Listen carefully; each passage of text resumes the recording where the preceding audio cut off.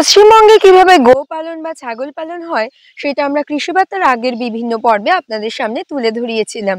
এবং গোপালন এবং ছাগল পালনের ক্ষেত্রে কি কি পরামর্শ বিশেষ গুরুত্ব দেওয়া দরকার সেগুলো আমরা আপনাদের জানিয়েছিলাম। আজ পশ্চিমবঙ্গের গণ্ডি ছাড়িয়ে আমরা সরাসরি চলে যাব বিহারে। বিহারে কিভাবে গোপালনটি হচ্ছে সেই সম্পর্কিত বিস্তারিত তথ্য নিয়ে আজ আপনাদের সঙ্গে আমি দেবস্মিতা। কৃষি বার্তায় আপনাদের সকলকে জানাই স্বাগত। আজ আমরা আমাদের সঙ্গে পেয়ে গেছি বিহার অ্যানিমাল সায়েন্স ইউনিভার্সিটির অ্যাসিস্ট্যান্ট প্রফেসর ডক্টর চায়না সিংহ মহাপাত্র ম্যাডামকে। আমরা তার মুখ থেকে সরাসরি শুনে নেব বিহারে গোপালনের ক্ষেত্রে কোন কোন ব্রিডগুলিকে বেছে নেওয়া হয় বা ওখানের কৃষকরা কি কি পরামর্শ বজায় রাখেন। আমরা যেরকম ধরুন college of veterinary animal sciences কিষানগঞ্জে যে ভেটেরিনারি কলেজ আছে সেখান থেকে রেগুলার প্রত্যেক সপ্তাহে আমরা হেলথ ক্যাম্প করি। যে নিয়ারেস্ট আমাদের অ্যাডপ্টেড এরিয়া রয়েছে বা নিয়ারেস্ট যে গ্রামগুলো আছে সেখানে আমরা যাই, সেখানে তাদের যে চাষিদের সুবিধা অসুবিধাগুলো আছে সেগুলো আমরা তাদের সাথে তাদের ডোর স্টেপে তাদের বাড়িতে যে আমরা কথা বলি বা যে ধরনের গরু বা পশুর মধ্যে যদি কোনো ধরনের অসুবিধে থাকে সেটা আমরা চিকিৎসা করে আসি। এছাড়া আমরা যেটা করে থাকি, কিছু সময় অন্তর অন্তর যারা ওখানে প্রাণী পালক হন তাদেরকে ওখানে ডেকে আমরা তাদের ট্রেনিং দিই। সেটা উন্নত পদ্ধতিতে ছাগল পালন হোক, গরু পালন হোক, মুরগি পালন হোক, বা কিভাবে ধরুন গরু ছাগলকে খাওয়ানোর জন্য যে ঘাস চাষ হয়, এই বিভিন্ন ধরনের ট্রেনিং কিন্তু আমরা সময় সময় দিতে থাকি। সেক্ষেত্রে কি হয়, যারা প্রাণী পালক হন তারা বিভিন্ন নতুন যে তাদের সমস্যাকে যেমন জানাতে পারেন, তেমনি বিভিন্ন নতুন পদ্ধতি সম্পর্কে অবগত হতে পারেন। যারা ছাত্রছাত্রী তাদের তো ধরুন রেগুলার কোর্সের মধ্যেই থাকে, তারা শিখতে থাকে। এক্ষেত্রে একটা সুবিধা হয়, তারা যখন ডাইরেক্টলি ফার্মারদের সাথে ইন্টারাক্ট করতে পারে, তো যেটা একটা ফিল্ড লেভেল সমস্যা বলি, যেটা অ্যাকচুয়ালি অরিজিনাল সমস্যা হয়, সেটা তারা জানতে পারে এবং তারা তাদের মতোভাবে সলিউশন দেওয়ার চেষ্টা করে বা আগামীকাল বা পরবর্তী ক্ষেত্রে কিভাবে সেটাকে সহজে সমাধান দেওয়া যাবে সেই নিয়ে তারা ভাবতে পারে। বাংলার পাশাপাশি আমি যদি বলি বিহার সম্পর্কে, যেহেতু দুটো রাজ্য মোটামুটি পাশাপাশি সহাবস্থান করে, তো সেই হিসাবে অ্যাগ্রোক্লাইমেটিক জোনের যে পার্থক্য সেটাও কিন্তু খুব একটা বেশি নেই। ওই জায়গাতে যেটা সবচেয়ে বেশি পরিমাণ যে ব্রিড বা প্রজাতিটা ওখানে ওনারা চাষ করেন সেটা হলো রেড সিন্ধি।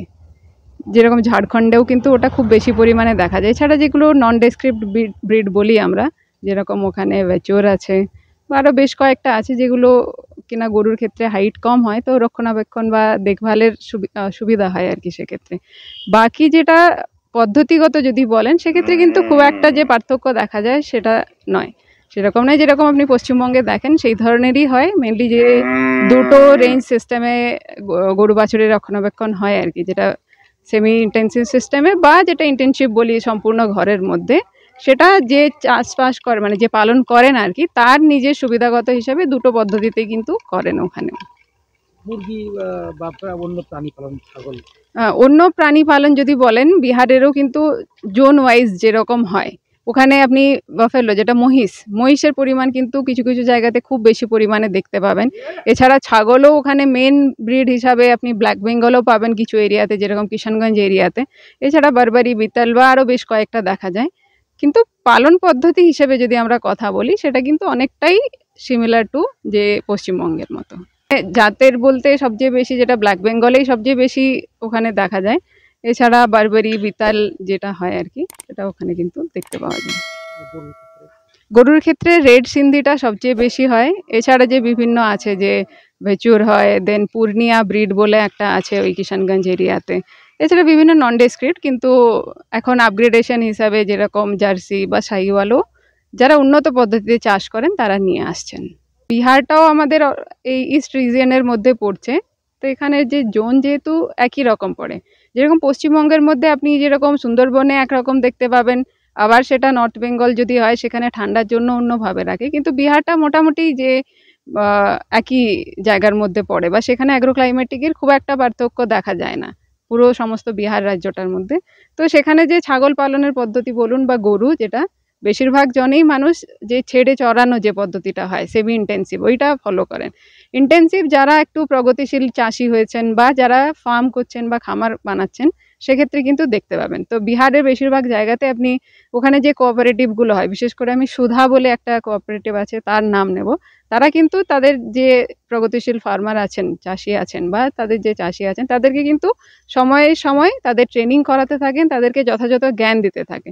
তো সেই হিসাবে কিন্তু বিহার অনেক আগে এগিয়ে রয়েছে যে তারা তাদের ফার্মারকে ট্রেনিং করানো বা কিভাবে চাষ করলে তাদের সুবিধা হবে। তো সেই হিসাবে কিন্তু অনেক আগাচ্ছে। বাংলার ক্ষেত্রে যেটা আমি সবচেয়ে বেশি দেখি, প্রত্যেক বাড়িতেই বেশিরভাগ ক্ষেত্রেই চাষ করেন তাদের নিজের দৈনন্দিন চাহিদা মেটানোর জন্য। যদি তারা সেটা আরেকটু আপস্কেলিং করেন, যে বাড়িতে 2টো গরু থাকে, হয়তো 2 লিটার করে দুধ দেয়, সেক্ষেত্রে 2টোর বদলে যদি 5টা রাখতে পারেন, একটু বেশি হাই ইল্ডিং হয়ে থাকে, তাহলে তারা যেরকম লাভের মুখ দেখতে পারবেন, বা যে আমাদের দুগ্ধ শিল্পটা সেটাকেও কিন্তু অনেকটা আগিয়ে নিয়ে যাওয়া যেতে পারে।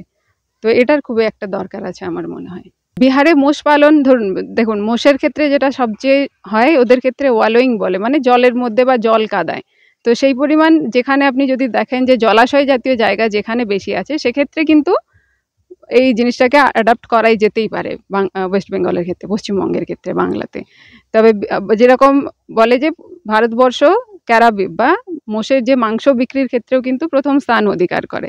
তো সেক্ষেত্রে যদি এই যে মোষ পালনটা আগে যে পরিমাণে দেখা যেত, এখন কিন্তু অনেক কম দেখা যাচ্ছে, সেটাকে যদি আবার করা যেতে পারে, আমার মনে হয় সেটা কিন্তু অনেক ভালো হবে।